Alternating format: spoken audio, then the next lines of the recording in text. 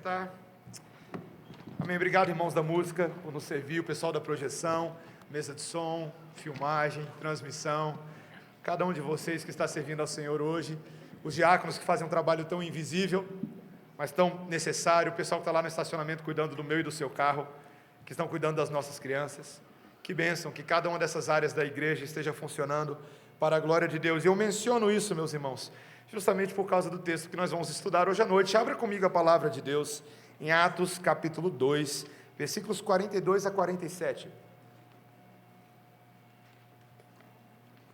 Em outras palavras, o famoso texto de Atos 2, 42 a 47. Na nossa sequência do livro de Atos, nós agora estamos neste trecho, e eu peço a você que ouça com atenção a leitura da palavra de Deus, que certamente é encorajamento e instrução para cada um de nós nessa noite. Versículo 42. E perseveravam na doutrina dos apóstolos e na comunhão, no partir do pão e nas orações. Em cada alma havia temor, e muitos prodígios e sinais eram feitos por intermédio dos apóstolos. Todos os que creram estavam juntos e tinham tudo em comum. Vendiam as suas propriedades e bens, distribuindo o produto entre todos, à medida que alguém tinha necessidade. Diariamente perseveravam unânimes no templo, partiam pão de casa em casa e tomavam as suas refeições com alegria e singeleza de coração, louvando a Deus e contando com a simpatia de todo o povo. Enquanto isso, acrescentava-lhes o Senhor, dia a dia, os que iam sendo salvos. Esta é a palavra de Deus, vamos orar, meus irmãos? Bendito Deus, Tua palavra nos dá aquilo que precisamos saber para a vida e para a piedade. O Senhor nos ama e o Senhor se revela a nós, como aprendemos hoje pela manhã, e o Senhor continua se fazendo quando a palavra é pregada. O Senhor está se revelando a nós, dando a conhecer os Teus desígnios, e nos levando para mais perto de Ti, Senhor. E é o que nós mais queremos nessa noite. Queremos pensar, sentir, almejar de tal modo que estejamos tão perto do Senhor, que estejamos alinhados com a Tua vontade, e assim o Senhor se agrade de nós e nos usa. Então faz isso por meio da palavra, em nome de Jesus. Amém. Meus irmãos, quanto mais a gente vai conhecendo a história da igreja protestante, ou a tradição protestante, a tradição reformada, a gente vai descobrindo algumas coisas muito interessantes. E entre a vida institucional da igreja, né, quando a gente falou hoje aqui sobre liturgia, a nossa eclesiologia, a nossa doutrina de igreja, uma das coisas que eu conheci foi a ideia de que na história da igreja nós temos manuais que mostram como a igreja deve ser e cultuar. É estranho, né? Eu cheguei nos Estados Unidos e assim que a gente chegou lá, começou a estudar, e uma das coisas que eu tomei conhecimento ali nos símbolos de fé da Reforma Protestante, né, como Heidelberg, Confissão de Fé de Westminster, era o manual de culto, ou diretório de culto de Westminster. Eu nunca tinha ouvido falar dele. Eu conhecia a confissão, mas eu nunca tinha ouvido falar do diretório. E é curioso que eu comecei a folhear ele, e cada página, cada capítulo dele dizia respeito a uma área da vida, ou do culto, ou da igreja. Então você tinha uma página sobre como a igreja deveria cantar, e falava lá, por exemplo, sobre a questão dos salmos, falava sobre a oração, falava sobre a pregação da palavra, falava sobre os juramentos que são feitos na presença de Deus, e falava sobre outras coisas da vida da igreja, como, por exemplo, como realizar um funeral, como realizar um batismo, ou a ceia do Senhor, os sacramentos de Deus, a visitação aos enfermos, os jejuns e as orações, como dar dízimo, como dar oferta. Meus irmãos, e é interessante porque quanto mais você vai estudando a história da igreja, você vai percebendo que esses manuais sempre foram produzidos, em toda a tradição protestante, em toda a tradição reformada. Quanto mais você vai voltando na história da igreja, você encontra, por exemplo, ali, a primeira geração de discípulos após a geração apostólica. Você tem um manual chamado Didaquê, já ouviu falar desse nome antes? E a Didaquê, ela era basicamente uma síntese daquilo que era ensinado pelos apóstolos e a vida da igreja como deveria ser vivida nas suas práticas. E aí vem a pergunta, de onde vem essa tradição nossa de criar manuais? Meus irmãos, a tradição vem da Bíblia. A palavra de Deus nos inspira com modelos e manuais de como uma igreja deve ser e de como uma igreja deve viver. E aí que entra para a gente esse famoso trecho, não é o único no livro de Atos, mas é um dos principais, de Atos 2, 42 a 47. A vida da igreja primitiva. E você sabe, você já ouviu sermões sobre isso antes, e logo vem aquele suspiro de nostalgia. Você já fez isso antes, né? Você lê a vida dessa igreja e fala, aquilo que era igreja de verdade. Já fez isso antes? Eu lembro quando eu conversava com alguns amigos, falavam sobre, mas a igreja primitiva, como a gente deveria ser como a igreja primitiva. E sempre aquela nostalgia, como se você tivesse vivido aqueles dias, ou alguém que você conhece viveu aqueles dias, você faz, aquilo que era igreja, não isso que a gente tem hoje em dia. Meus irmãos, é uma pena que toda vez que a gente fale da igreja primitiva, a gente fala dela como se fosse esse auspice, essa coisa tão distante, tão etérea, tão elevada, mas a igreja de hoje jamais será aquilo, jamais poderá ser aquilo, somente eles viveram aquilo, compete a nós somente ficar aí com as migalhas e os cacos de quem nós somos hoje. Meus irmãos, não é isso não. O texto de hoje mostra claramente que para conseguir ser isso, você precisa entender o que Deus está fazendo na vida de uma igreja. O grande problema, e aqui eu quero já deixar claro, é que muitas vezes a gente fala do modelo da igreja primitiva como um modelo que nós devemos seguir, talvez até um tanto legalisticamente, mas sem entender o que está por trás disso, sem entender os detalhes aqui, e sem entender que, na verdade, aquilo que Deus sempre intentou para o seu povo, sempre foi intentado para o seu povo até o dia que Jesus voltar. Há algo sim do modelo da igreja primitiva que deve ser aprendido por nós hoje. Não como uma imitação mecânica, mas os princípios de Deus para nós, hoje, igreja do Senhor. Aqui, nesse lugar, no século 21, em Brasília. E para todas as igrejas que amam o Senhor. E o princípio que nós vamos ver aqui, meus irmãos, é o princípio da ação do Espírito Santo na vida comum de uma igreja. Tá? Em outras palavras, o reverendo Silvio Biso deu também uma forma alternativa, quando a gente estava conversando, seria, o que é uma igreja cheia do Espírito? O que é uma igreja que vive uma vida real, guiada pelo Espírito Santo? E aqui, meus irmãos, eu gostaria de estudar isso com os irmãos em algumas partes que eu creio que estão muito claras nesse texto, que não é um texto tão difícil, mas ele tem que ser aplicado na nossa vida. Tá? Em primeiro lugar, meus irmãos, aqui nesse texto nós temos o princípio de uma vida comum. O princípio de uma vida comum. Meus irmãos, o livro de Atos, ele começa a construir para a gente uma imagem do que esta igreja que está sendo formada no Novo Testamento. Nós já falamos nos outros sermões que não é a primeira vez que existe igreja na história. O livro de Atos não está nos dando a primeira vez que uma igreja existiu, não. Sempre houve uma igreja, sempre houve um remanescente, um grupo de pessoas, desde os dias de Abraão, Isaac e Jacó, que adoravam o Deus verdadeiro, que criam nas promessas que lhes foram dadas. Mas essa é a primeira vez que de fato vemos a igreja da nova aliança.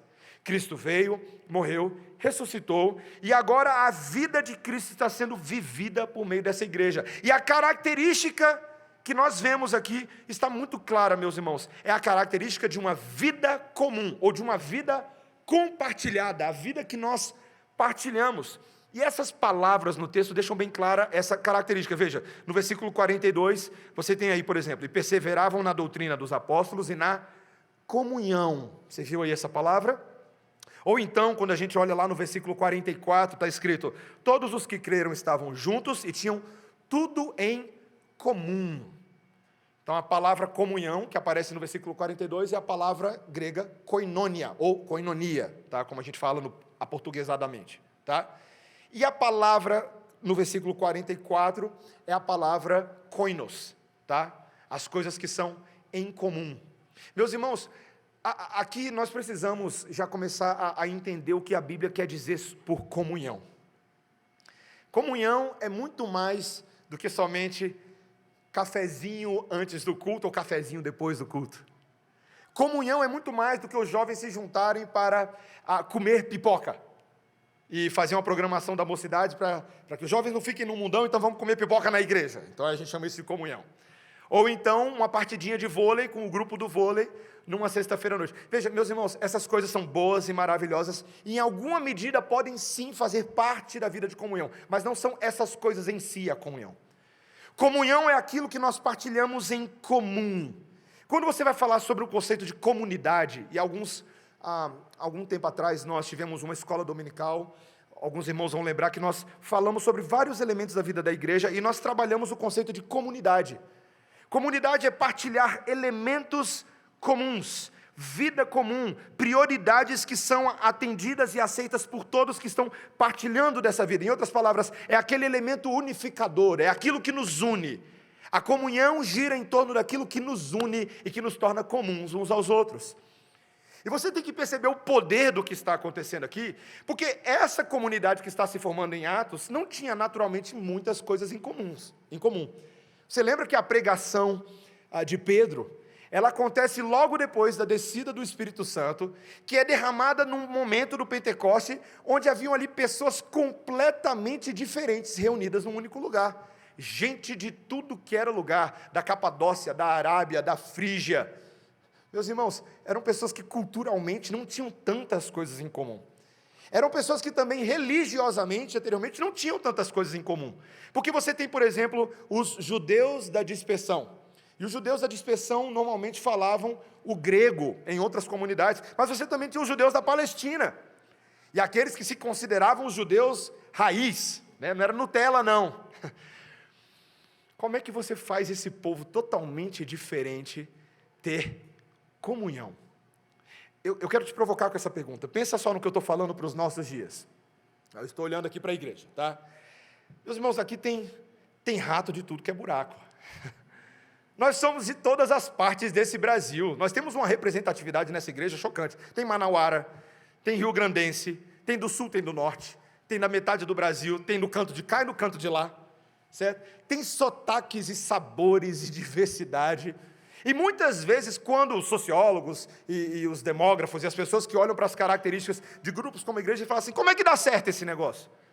É muito diferente. Você pode continuar insistindo. Temos criações diferentes, origens diferentes, famílias diferentes, valores regressos ou anteriores diferentes.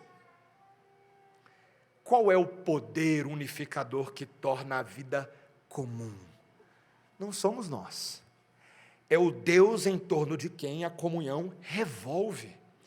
Meus irmãos, comunhão é um conceito centrado na pessoa de Deus, e não centrada na nossa habilidade de fazer os nossos eventos sociais darem certo. Comunhão nos é ensinada por aquilo que o Pai, o Filho e o Espírito Santo partilhavam entre eles mesmos desde antes da fundação do mundo. Eu ouvi uma vez de um teólogo, algo que talvez a gente não diria tão casualmente, mas esse teólogo disse que, A.W. Tozer, tá? O Pai, o Filho e o Espírito Santo sempre se curtiram, sempre se aproveitaram entre eles, desde antes da fundação do mundo. Tozer não falou a palavra curtiram, eu que falei, tá? Mas ele falou algo parecido com isso.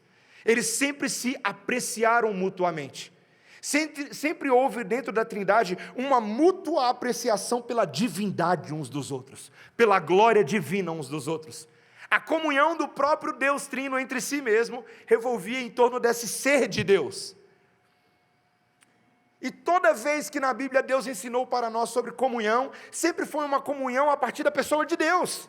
Adão e Eva tinham comunhão com Deus no jardim. Aquele que vinha na virada do dia e conversava com eles, e passava tempo com eles, e dava a conhecer seu propósito, seu desígnio. Essa é a comunhão. Foi justamente uma das maiores derrotas do pecado, foi o homem e a mulher perderem a sua condição de comunhão natural com Deus. A morte que invadiu o mundo criou separação entre nós e o Criador. Então, meus irmãos, quando nós agora olhamos para a história da redenção na Bíblia, a história da salvação, ela também pode ser enxergada como uma história da restauração da comunhão do homem com Deus e de Deus com o homem. Não há comunhão sem Deus presente. E você, veja, a partir desse conceito de que a comunhão revolve em torno de Deus, você começa a entender alguns dos princípios relacionais que a Bíblia nos dá. Por exemplo, a Bíblia diz que não é possível haver comunhão entre as trevas e a luz, não é? Esse é o princípio que norteia a ideia do jugo desigual. Por que não é possível haver jugo desigual? E aqui eu não estou falando somente de casamento. Eu estou falando de jugo desigual como um conceito espiritual mais amplo. Por que o povo de Deus não poderia se colocar em pé de igualdade com os cananeus, com os ferezeus, com os filisteus, com os heveus, com os jebuseus? Por que eles não podiam? Porque era um povo santo em comunhão com Deus, que não poderia ter comunhão com as trevas. Você pode até ter colegas de trabalho, você pode ter colegas de escola, mas é possível ter comunhão com eles? Já parou para pensar sobre isso? Às vezes a gente fala, não, meu amigo do trabalho. Como é que é essa amizade aí? Vocês partilham das coisas mais importantes e mais centrais? Eu lembro há um tempo atrás que um jovem me procurou, já tem alguns anos isso, em crise, porque ele estava apaixonado por uma menina que não era crente. Estava em crise assim. E ele queria só que eu encontrasse algum tipo de brecha na lei de Deus, para abarcar a situação dele, do tipo assim, pastor, eu gosto tanto dela. E aí eles vêm normalmente com aquele argumento, você já ouviu antes, pastor, mas entre nós, ela é mais crente que muita crente por aí, pastor. Se você conhecesse ela, eu abri a palavra de Deus com ele em 2 Coríntios capítulo 6, versículo 14, naquela época, e eu falei, veja, olha o que Deus fala para aqueles novos convertidos, que estavam na igreja de Corinto, e tinham vidas familiares com pessoas que não eram crentes, e iam para os templos de Baal, ou para os templos de Afrodite, e ofereciam sacrifícios a ele, e Paulo fala, não façam isso, não achem que vocês podem manter a vida social e religiosa comum de vocês com esses que são pagãos e idólatras, porque não pode haver comunhão da luz com as trevas. Como pode o Filho de Deus beijar a boca de uma filha de Belial? Comunhão é um conceito muito sério, meus irmãos. Mas, novamente, eu quero que você entenda, não é somente a minha habilidade de ter coisas comuns contigo, é a nossa habilidade de termos coisas comuns com Deus, e, portanto, temos coisas comuns uns com os outros. Pense nisso, essa é a comunhão, é isso que define aquilo que há de comum para nós. E por isso, meus irmãos, que nós muitas vezes não entendemos o que está acontecendo nessa cena, na igreja primitiva. Porque veja, não é somente, já vou falar um pouquinho mais sobre essas coisas comuns, tá? Mas não é somente o princípio daquilo que é comum para nós na comunhão com Deus, na koinonia, de Deus conosco e de uns para com os outros. Mas é como Deus promove isso. Porque você e eu temos essa tendência de ficar invejando a vida da igreja primitiva, sem entender qual era o poder que os une. Em segundo lugar, o poder que os une. Veja comigo o versículo 43. Em cada alma havia temor, e muitos prodígios e sinais eram feitos por intermédio dos apóstolos. Meus irmãos, o que está causando essa comunhão, o que está fazendo as pessoas se unirem em torno desses grupos de pessoas tão diferenciadas, um de cada canto, é aquilo que causa temor no coração de cada uma dessas pessoas. Veja, o livro de Atos, meus irmãos, é o livro que inaugura para a gente a obra consumadora de Cristo em favor dos seus eleitos. É o livro que conta para a gente que Jesus morreu e ressuscitou para trazer perdão de pecados, para trazer vida eterna, mas que no momento que ele subiu aos céus, antes de fazer isso, ele delegou aos apóstolos que fossem, como eu ouvi de um autor chamado Dennis Johnson, no livro A Mensagem de Atos. Ele delegou aos apóstolos que fossem ministros do Espírito Santo. Que tudo que fosse causar a igreja, fosse causado pela obra do Espírito Santo. E o texto diz para a gente que esses apóstolos, Pedro, Tiago, João, estavam realizando sinais e prodígios. Qual era o objetivo desses sinais e prodígios? Confirmar que o reino de Deus estava entre eles, que o Espírito Santo estava agindo entre eles, e isso gerava no coração deles temor. Meus irmãos, o que nos move à comunhão é o poder do Espírito Santo causando e gerando temor em nós. Na verdade, meus irmãos, a comunhão é porque eles eram uma comunidade de adoradores. A comunhão estava em dedicar e consagrar a sua vida a Deus, e eles começavam a encontrar unidade entre eles, porque era uma comunidade de adoradores, de pessoas que temiam a Deus. Tem um amigo meu que está aqui hoje à noite, eu não vou mencionar o ano dele não. Eu não vou mencionar o nome dele, mas ele é meu amigo daqueles assim que você fala, sabe? Há mais tempo que você gostaria? Amigão. Nós somos amigos lá da nossa antiga igreja. Ele vai lembrar, ele vai ouvir, ele vai lembrar dessa história aqui.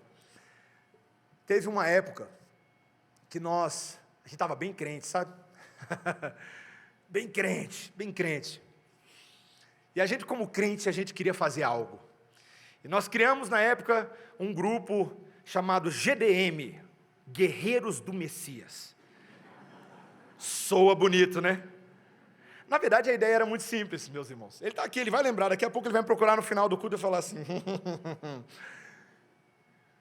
E o nosso objetivo, na verdade, era muito simples.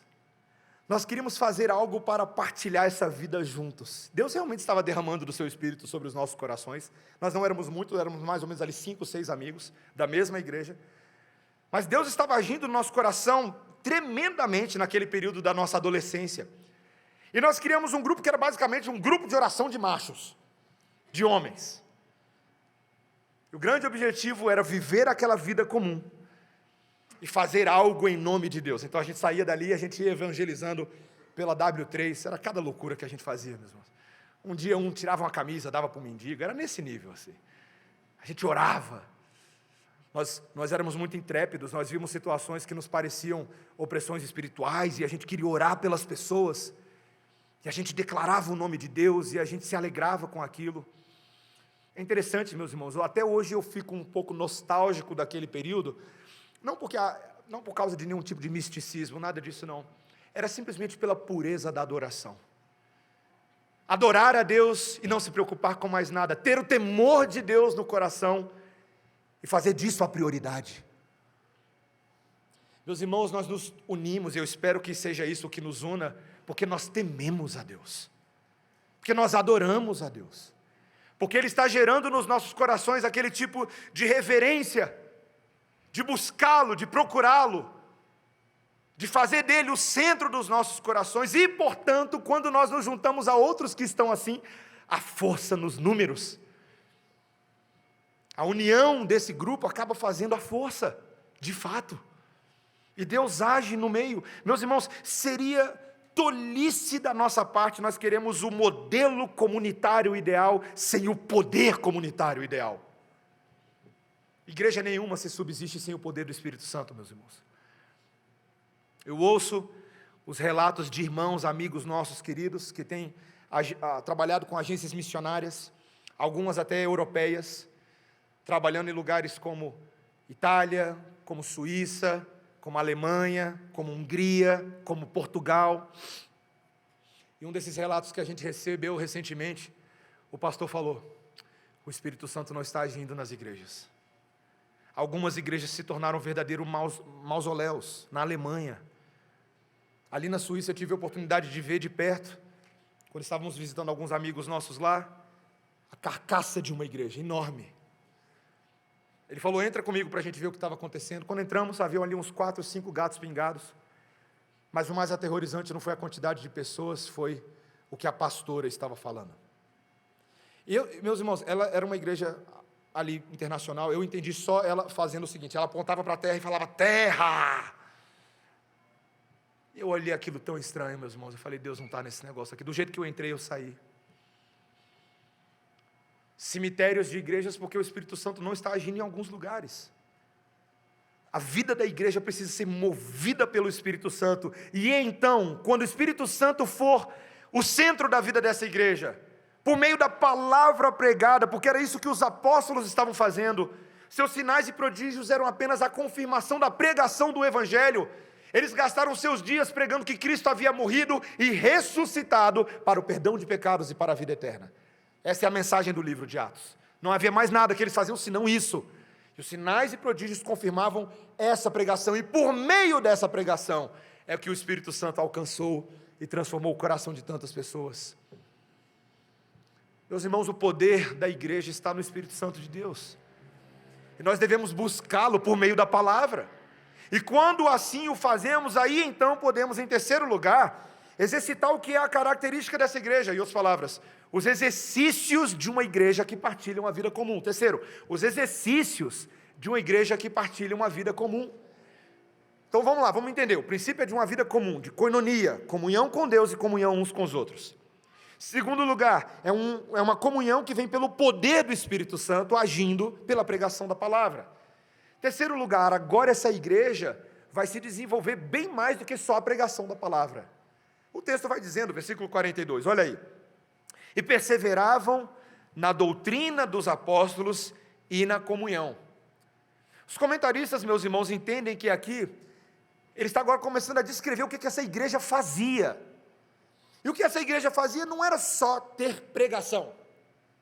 Ela perseverava conjuntamente na doutrina dos apóstolos. Aquilo que estava sendo pregado pelos apóstolos era agora conversado, estudado, analisado, compreendido pela igreja. E eles eram perseverantes nisso. Meus irmãos, que fantástica essa declaração do livro de Atos. A doutrina dos apóstolos, que foi dada por Cristo, na verdade era a doutrina de Cristo, era o eixo sustentador da vida dessa igreja. O discipulado acontecia na perseverança em torno da sã doutrina que foi entregue aos apóstolos, e não em torno de outras coisas. Vocês acham que a igreja do primeiro século não seria tentada a adotar outros métodos para ser igreja? Você não sabe quantos falsos pregadores, quantas falsas religiões existiam nos dias de Jesus. Meus irmãos, existiam religiões de mistério, já ouviu essa expressão antes? Religiões de mistério que muitas vezes se usavam do cristianismo e modificavam o cristianismo para enveredar pessoas por outros caminhos e outras filosofias, como o gnosticismo, por exemplo. Heresias que diziam, por exemplo, que a matéria é ruim e, portanto, o homem deveria se libertar das coisas materiais desse mundo se queria ser realmente uma pessoa iluminada. Esse tipo de heresia e doutrina fez a cabeça de muita gente no primeiro século. Fez a cabeça de muita gente até durante a história da igreja, até alguns pais aí, no período dos pais da igreja.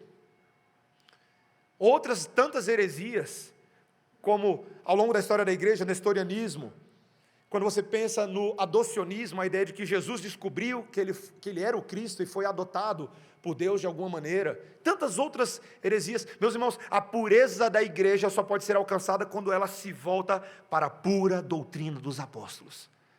É lá. Isso aqui descreve muito como deve ser a nossa vida de discipulado, meus irmãos. Nossa comunhão deve ser em torno de um discipulado doutrinário. Nós cuidamos uns dos outros, zelando pela saúde do coração uns dos outros. Como? Pela doutrina. Falando entre nós, com salmos, com hinos, com cânticos espirituais, fazendo com que a instrução e a palavra de Deus habitem em nossos corações. Eles perseveravam nisso. Meu irmão, minha irmã, será que eu e você temos sido perseverantes na doutrina dos apóstolos? É muito fácil você virar e falar assim, eu gosto de uma igreja reformada, lá no domingo a gente ouve uma exposição da palavra de Deus. Que bom, fico feliz por você. O que você faz com a palavra pregada nos outros 6 dias da semana? Você anota o sermão? Ou vai ouvir depois? Ou vai conversar? Ou vai entrar na palavra para ir mais profundo do que o próprio pastor foi? Você faz dessa palavra o combustível que move a sua vida conjugal. Você conversa sobre doutrina com seu cônjuge, com seus filhos. Lá no grupo familiar, são apenas trivialidades ou uma comunhão corriqueira, resultado do jogo do Flamengo, do Fluminense? Ou vocês falam sobre a doutrina? A doutrina gera comunhão, meus irmãos, faz parte do exercício espiritual da igreja. Não somente a doutrina, mas ele vai falar aqui também no partir do pão. Um dos exercícios dessa igreja era o partir do pão. E antes que você ache que ele está falando aqui simplesmente de comer na casa uns dos outros, tinha isso também, tá? A gente vai ver já aqui no versículo 45.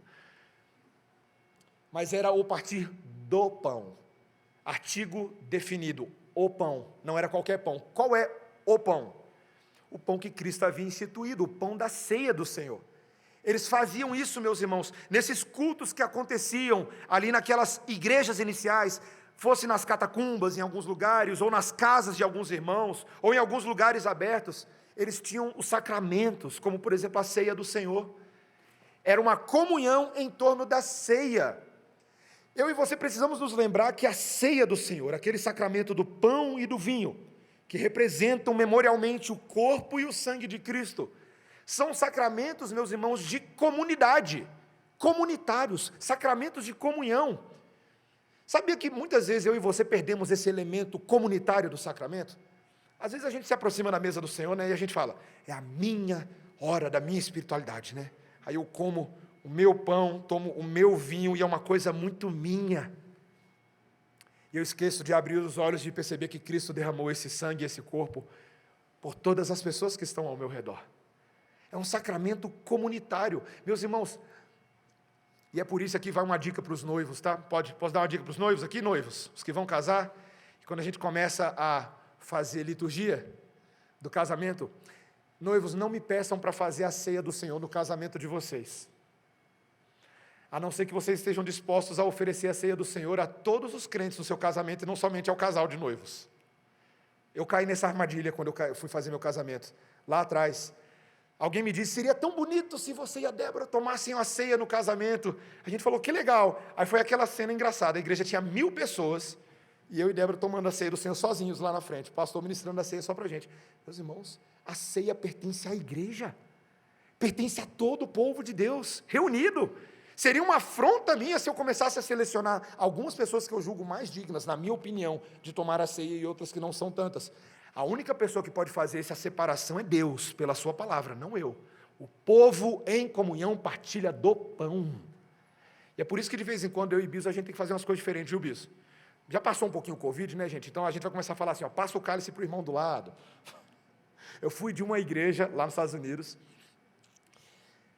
que era uma igreja não de cálice único, Deus me livrou disso, mas era uma igreja de pão único. Pão único. Sabe como é que era?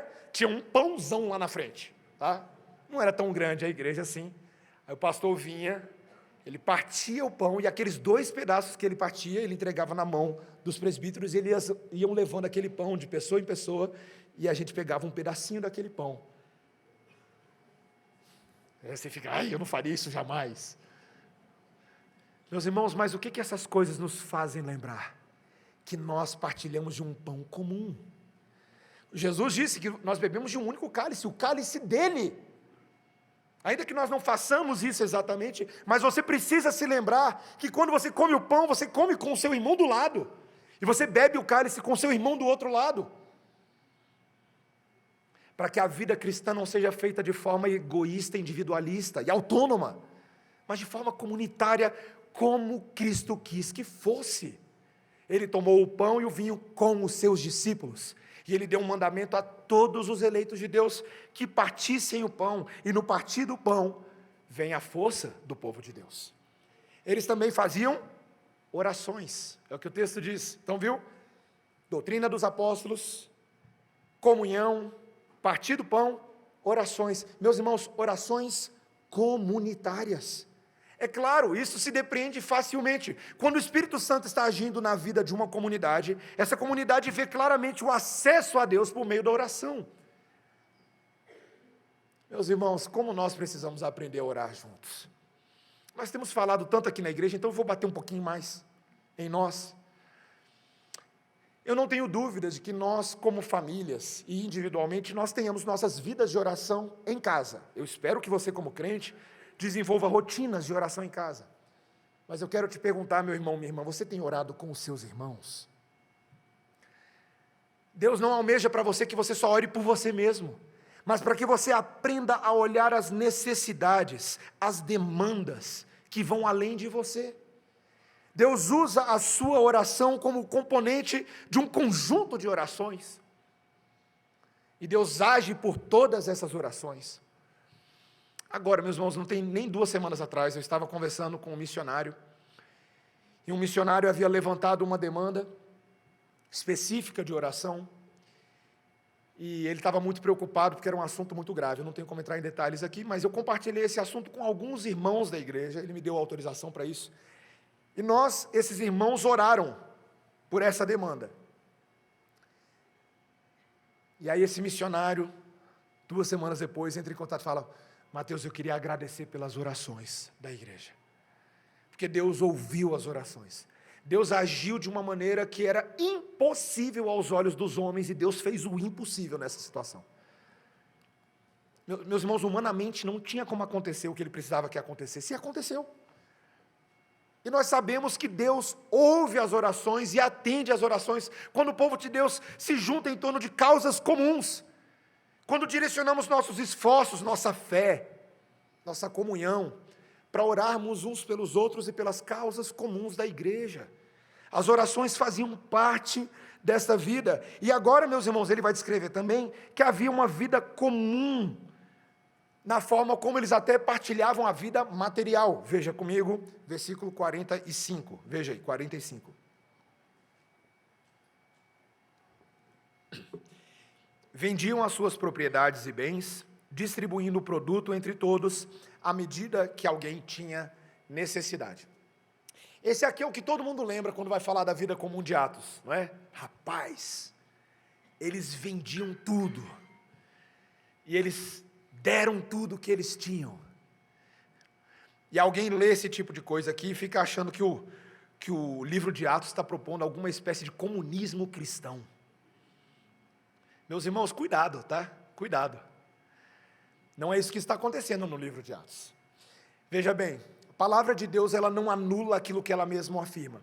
A propriedade privada é algo muito sério para Deus. Desde os dias do 8º mandamento da lei de Moisés, quando foi dito não furtarás, também foi dito na lei que a propriedade privada de cada pessoa deveria ser cuidada e mantida e zelada. E que cada pessoa diante de Deus prestaria conta das próprias coisas que foram confiadas a ela. Então, o livro de Atos não está dizendo que se você é crente, você tem agora que tirar a sua roupa, abrir mão do seu carro nesse momento e trazer tudo para a igreja, que o pastor Mateus agora vai dizer como tudo vai funcionar. Talvez seria mais fácil você pensar dessa forma. Mas, meus irmãos, isso seria impessoal demais. Dar as coisas para alguém administrar, de forma impessoal, e falar assim, não é o que Deus quer. Deus quer que você e eu estejamos atentos às necessidades, é o que o texto diz. Eles distribuíam o produto entre todos à medida que alguém tinha necessidade, por espírito voluntário e não por constrangimento, não porque o apóstolo Pedro ou o apóstolo João mandou dar tudo, não, mas porque o Espírito Santo de Deus e o amor de Deus derramado em nossos corações nos constrange a cuidarmos uns dos outros, inclusive materialmente. Aí sim isso precisa ser dito. Meus irmãos, a comunhão do Novo Testamento nunca foi teórica, ela sempre foi concreta. A comunhão do Novo Testamento, ela tocava no bolso das pessoas. O apóstolo Paulo fala, por exemplo, em 2 Coríntios capítulo 8 e capítulo 9, que o amor de Deus através dos irmãos foram percebidos quando as igrejas se dispuseram, ou dispuseram seus recursos para sustentar os irmãos pobres da Judeia, para ajudar as necessidades materiais dos missionários, inclusive do apóstolo Paulo.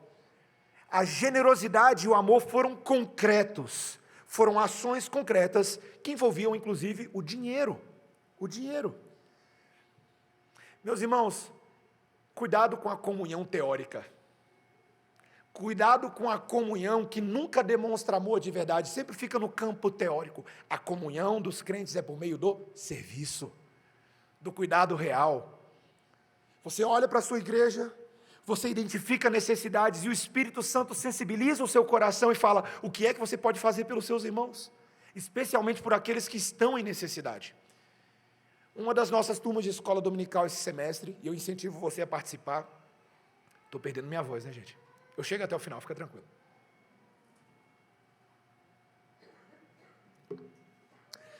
Numa das turmas de escola dominical, nós estamos falando sobre a importância de estar atento a esses grupos na igreja que são grupos em necessidade. Você sabe quem são os grupos em necessidade da sua igreja? Vamos falar de alguns deles. Olha as categorias que o Antigo e o Novo Testamento abordam. Viúvas, órfãos, pessoas que realmente não têm os seus pais, ou às vezes não têm pais crentes, estrangeiros, divorciados, pessoas em necessidades materiais agravadas, desempregados, pessoas com necessidade de saúde, enfermos que estão impossibilitados de partilhar a vida comum da igreja, estão acamados em leitos. Vamos falar das categorias afetivas, pessoas passando por depressão, pessoas com graves crises de ansiedade, Pessoas que se sentem completamente sozinhas nesse mundo a ponto de achar que elas não têm amigo nenhum. Todas e muito mais categorias. Eu poderia falar os idosos, os solteiros, os solteiros, as crianças. Todas essas são categorias que a Bíblia ela vai realçando para a gente falar, se você é crente de verdade, se você é maduro na fé do Espírito Santo, você terá olhos para essas pessoas. Você vai se importar em como servir melhor a esses irmãos nas suas necessidades. E meus irmãos, compete a nós fazer algo, sim. Partilharmos daquilo que nós temos com aqueles que estão em falta em algumas dessas áreas. Pergunta a você, qual foi a última vez que você fez? Quer ver? Olha, bem simples, tá? Bem simples. Qual foi a última vez que você fez uma visita a alguém que está sumido? Qual foi a última vez que você ligou para alguém porque ele está sumido?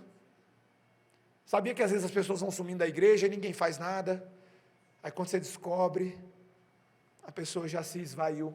Às vezes já está em outra igreja e ninguém sabia. Às vezes já está passando por alguma situação tão grave, ela estava com vergonha de dizer, mas nós não fomos atrás da ovelha perdida. Meus irmãos, nós devemos partilhar de uma vida comum. E nós devemos pedir a Deus que nos faça isso, de tal maneira que os nossos bens, os nossos dons, sejam partilhados, o produto à medida que alguém tem necessidade. Meus irmãos, Deus promete honrar e usar uma vida de igreja assim. Deus, Ele faz isso na igreja e usa isso na vida da igreja para alcançar a outros. A última coisa que o texto vai nos dizer, meus irmãos, não é somente esses exercícios de uma vida espiritual comum, mas é como Deus usa essas coisas para avançar o seu reino. Veja comigo os versículos 46 e 47. Diariamente perseveravam unânimes no templo, partiam pão de casa em casa e tomavam suas refeições com alegria e singeleza de coração, louvando a Deus e contando com a simpatia de todo o povo. Enquanto isso, acrescentava-lhes o Senhor dia a dia os que iam sendo salvos. Meus irmãos, no meio desses exercícios de vida comunitária, Deus ia infundindo sua vida e sua alegria. Tudo estava acontecendo não por obrigação, não por, tem que fazer, mas segundo a alegria do Espírito Santo de Deus. Meus irmãos, essa descrição é maravilhosa. Olha o versículo 46 de novo. Eles perseveravam unânimes no templo, partiam pão de casa em casa e tomavam suas refeições com alegria e singeleza. Meus irmãos, era alegre, era bom, era singelo. A vida de Deus estava sendo experimentada nessa igreja. Em outras palavras, meus irmãos, isso aqui é uma descrição de um avivamento. Você sabe o que é um avivamento? Faça essa pergunta. Eu ouvi essa pergunta do pastor Tim Keller em 2012, na Coalizão do Evangelho. O que é um avivamento? Porque eu e você tendemos a pensar em avivamento quando está aquela igreja assim, né? Cheia, reunida, música boa, gente com mão levantada, gente chorando, a gente fala, isso é avivamento. Todo mundo chorando é avivamento, não é? Meus irmãos, avivamento é o que se percebe como produto da adoração. O que é que acontece na vida das pessoas após o domingo? No domingo, às vezes é fácil enganar e dar uma de crente, né? Mas quais são os efeitos da palavra na vida comum da igreja? Eles viviam na casa uns dos outros. Eles não queriam sair da própria igreja, eles estavam diariamente no templo. Eles queriam estar na igreja cultuando todo dia. Calvino descreveu que em Genebra houve um período que foi exatamente isso. Ele começou a pregar e fazer cultos diariamente, em parte pela percepção da sede das pessoas. As pessoas queriam isso. Tinha culto na igreja de Genebra todo dia. Todo dia. Estava lá Calvino estudando a palavra de Deus com a igreja. As pessoas estavam sedentas. Elas queriam aprender. Elas viviam aquilo. E Deus ia derramando alegria, corações singelos e sensíveis uns aos outros. Meus irmãos, a coisa em Atos foi tão grande que aquilo se tornou um testemunho público. Olha o versículo 47. Louvando a Deus e contando com a simpatia de todo o povo. Eles louvavam a Deus, mas o povo, as pessoas se simpatizavam. Em vez das pessoas rejeitarem o que estava acontecendo na igreja, elas se atraíam por aquilo. Elas queriam aquilo nas suas vidas. Meus irmãos, que coisa maravilhosa. O Nilo vai me ajudar aqui. Obrigado, Nilo. Meus irmãos, Deus era tão misericordioso com esse povo que ele tornou a igreja num ponto de atração para que outros se achegassem. É assim que o texto termina. Olha aí, enquanto isso, acrescentava-lhes o Senhor dia a dia os que iam sendo salvos. Essa igreja doutrinária, comunitária, vibrante, cheia do Espírito Santo, cheia de adoração, orações, partindo o pão de casa em casa, participando da mesa do Senhor, ela começou a atrair pessoas. Deus ia adicionando dia a dia. Eu fico imaginando que nessa igreja de Atos aqui, meus irmãos, é provável que todo domingo tinha recepção de novos membros. Todo domingo. Provavelmente. Meus irmãos, temos aqui hoje este pequeniníssimo grupo de 559 pessoas. Domingo que vem, opa, hoje temos 3.000 pessoas. Né? No outro domingo, eita, 5.000 pessoas. Haja galpão para caber esse povo. Quem é que estava trazendo os números? Era a igreja? Eram as pessoas que estavam artificializando números? Vamos crescer em números? Não. Era o Espírito de Deus, adornando a igreja com a própria beleza de Cristo e tornando essa beleza instrumento para atrair pessoas.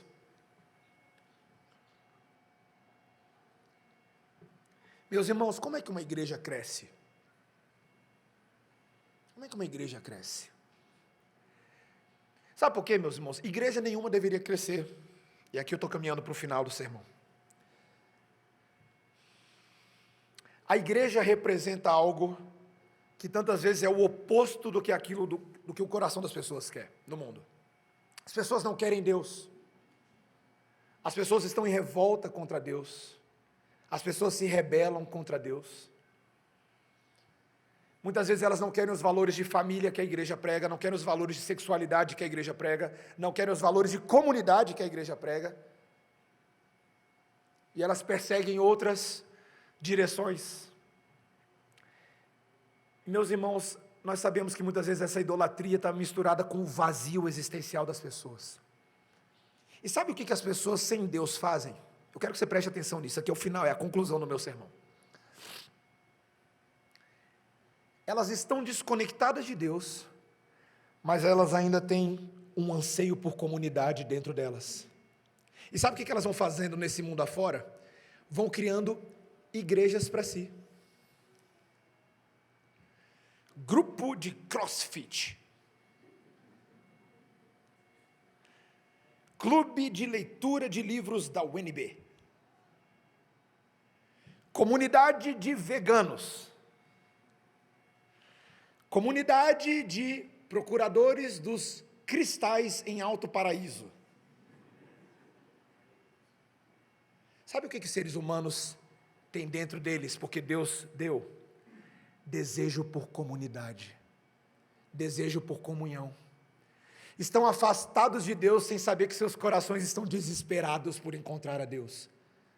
E eles vão criando deuses para si. Comunidades que talvez temporariamente supram algumas demandas relacionais que eles têm, mas que não podem fornecer a eles aquilo que só o Espírito Santo de Deus pode fornecer. E eles se enganam, entram em seitas. Hoje, uma pessoa me contou hoje, terminou aqui o culto, a pessoa veio me contar, falou: pastor, minha mãe está indo na igreja tal. Falei: não é igreja, não é mesmo. Tem cara de igreja, tem cheiro de igreja, o pessoal grita igual a igreja. Não é igreja, não é. Meus irmãos, as pessoas estão sedentas de comunhão com Deus. E os únicos que podem oferecer isso de verdade é a verdadeira igreja do Senhor, ninguém mais. E é nisso que Cristo decidiu adornar a sua própria noiva. Para que de vez em quando, no vazio desse mundo, eles olhassem para a noiva de Cristo e pensassem: será que é lá a minha solução? E esse chamado de Deus, essa vocação irresistível de Deus que vai pegando os seus predestinados e eleitos e vai atraindo eles irresistivelmente de todos os cantos. Sem citar nomes, alguns anos atrás teve uma pessoa que entrou por essa porta, sentou lá dentro e ficou só olhando. Ficou olhando. Depois eu fui conversar com ela, descobri a história dela. Ela disse que ela entrou porque ela viu um monte de carro aqui na frente. Ela, sem querer, querendo, estava passando no CIA, 7 horas da noite, num domingo. E ela viu esse monte de carro. E ela ficou pensando, deve ser igreja. Mas ela não era de igreja. Mas ela queria desesperadamente algo para a vida dela. O relato dela de que ela estava procurando algo, que senão ela ia fazer besteira. E ela entrou e ela sentou. Estava um pastor convidado pregando aqui, no final ela veio, conversou com esse pastor e na mesma noite ela entregou a vida dela a Cristo, aqui na redenção, na mesma noite. Ela entrou sem saber porquê, mas Deus sabia exatamente por que ela estava entrando. A noiva de Cristo, meus irmãos, ela vai atraindo, não porque a noiva tem beleza em si, mas é porque o noivo é poderoso, o noivo é belo, o noivo atrai, o noivo fala a palavra que o mundo não tem, o noivo tem a salvação que o mundo não tem. O noivo é capaz de atribuir beleza a quem não tem beleza, para atrair aqueles que também não têm beleza. O noivo tem poder de um povo quebrado fazer em si um povo reconciliado. O noivo tem poder para fazer de uma árvore destroçada uma árvore bela, uma árvore construída para a eternidade, do qual nós somos os ramos. O noivo tem poder, meus irmãos, para restaurar qualquer coisa que estiver quebrada. As pessoas estão com sede de comunhão, e eu quero perguntar para você, você tem oferecido a comunhão com Deus e com o Espírito Santo? Alguém me repreendeu recentemente, preocupado de que nós não ficássemos falando muito dos nossos números, nem nos gabássemos disso, e a pessoa estava certa. Nós não deveríamos nos orgulhar de crescimento numérico de igreja como um fim em si mesmo, como estatística para gringo ver. Que nós sejamos preocupados não com números, meus irmãos, que sejamos preocupados com fidelidade, com comunhão verdadeira, com transformar os nossos momentos de comunhão em comunhão mais profunda. Começa a transformar os nossos supostos momentos de comunhão em comunhão mais profunda. Ah, ninguém vai fazer uma oração? Não, você ora. Vamos jogar vôlei? Ora. Por que não ler um versículo bíblico? Leia. Fortaleça a vida comum nos momentos mais esquisitos. Quem sabe Deus pode estar usando essa comunhão pública, na arena pública, para atrair pessoas. Quem sabe seja um ímpio que vai jogar um vôlei num domingo, numa sexta-feira à noite. Quem sabe é alguém que você convidou para vir no jiu-jitsu aqui, no sábado de manhã. E aí ele vem, aí vê o povo de igreja orando, um bando de marmanjo orando, lendo versículo bíblico. O cara pensa, deve ser tudo maluco, né? Mas ele começa a ouvir, ele começa a ver. Dê oportunidade para que o mundo veja a nossa comunhão e que Cristo atraia muitos para si por meio da nossa comunhão. Que o Senhor use as nossas vidas, meus irmãos, como modelo da graça dEle. Amém? Vamos orar. Bendito Deus, nós queremos tanto isso para nós. Nós queremos que esse princípio de uma vida comum, que cuida uns dos outros, seja experimentado, Senhor. E é impossível viver isso se o Teu Espírito Santo não estiver em nós, no meio de nós. E portanto nós precisamos pedir, ó Espírito Santo de Deus, vem sobre nós, Senhor. Age em nosso meio, nos leva a perseverar na Tua sã doutrina, Senhor. Nos leva a ter comunhão no partir do pão, no sacramento da mesa do Senhor, nos batismos, nas orações. Senhor, derrama temor em nosso coração. Nós queremos temê-lo, não com prodígios e sinais miraculosos, mas por intermédio da Tua palavra em nós e por meio de nós. Ajuda-nos a cuidar uns dos outros, inclusive materialmente, Senhor. distribuindo daquilo que o Senhor nos tem dado à medida que vemos a necessidade do teu povo. Ajuda-nos a sermos de uma só forma de pensar, de uma só forma de sentir, Senhor. Derrama alegria e singeleza no nosso coração. Ajuda, Senhor, para que isso seja instrumento para angariar simpatia de outras pessoas, para que o Senhor mesmo acrescente dia após dia aqueles que o Senhor deseja salvar. Faz essa obra em nós, Senhor. Nós cremos em nome de Jesus. Amém.